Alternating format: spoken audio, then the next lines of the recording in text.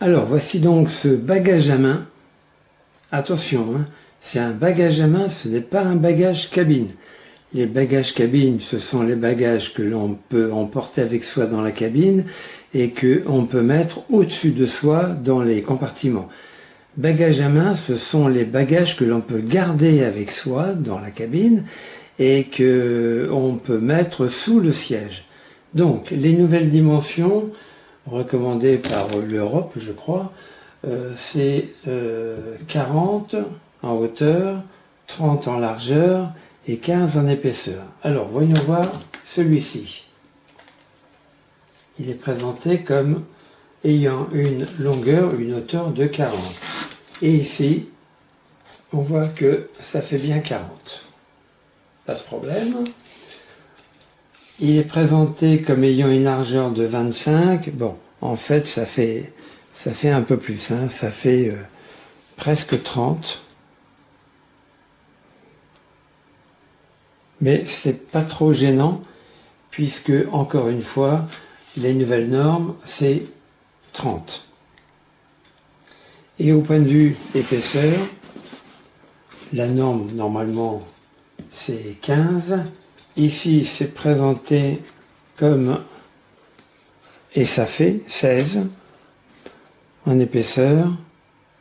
Voilà, mais ça reste bon quand même, car pour les compagnies,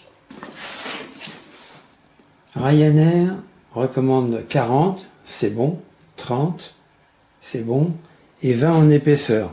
On a 16, c'est bon.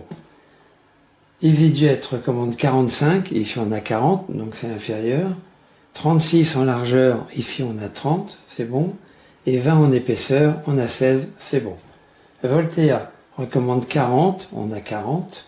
30 en largeur, on a les 30. Et 20 en épaisseur, on a 16. Bon, Air France est plus généreuse, car il recommande 55 en hauteur, on a 40. 35 en largeur, on a 40. On a 30, et 20 en épaisseur, on a 16. Donc, c'est bon, ça respecte bien les nouvelles recommandations, et ça respecte aussi, et ça rentre absolument dans les critères des 4 compagnies d'assurance que je viens de citer. Maintenant, pour le bagage en lui-même, alors, voyons voir, il a une petite poignée, très pratique. Très bien. Des lanières pour pouvoir le transporter dans son dos, comme un sac à dos. Ici, une fermeture éclair avec une poche accessible, mais une toute petite poche. Le téléphone, il ne tient pas. J'ai plié en, non pas en 4, mais en 8, une feuille à 4, ça rentre. Mais si c'est plié en 4, ça rentre, ça dépasse. Donc c'est vraiment pour des tout petits documents. Et vous voyez que je touche le fond et ça m'arrive là. Ici on a une poche qu'il vaut mieux pas utiliser parce que ça pourrait dépasser la largeur. Mais c'est fait pour mettre une bouteille avec une lanière pour éventuellement la tenir. De l'autre côté, bon, une lanière. Pourquoi, j'en sais rien. Il n'y a pas de poche à l'arrière. À l'intérieur, je vais enlever les 2 lanières pour pouvoir ouvrir en grand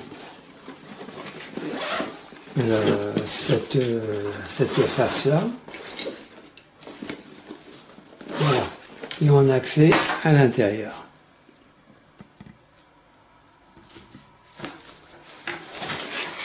Sur cette face qui pivote, on a 2 poches. Il vaut mieux éviter de mettre les portables parce que ça risque de tomber.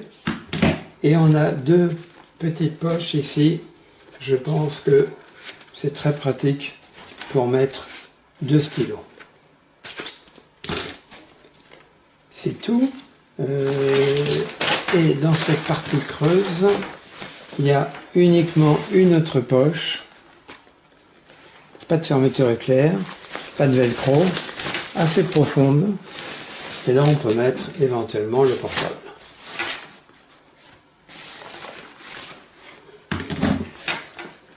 Voilà, donc c'est un bon petit sac à dos où il n'aurait pas de problème pour passer les contrôles avec les compagnies aériennes que je viens de citer, et qui peut servir aussi pour autre chose évidemment.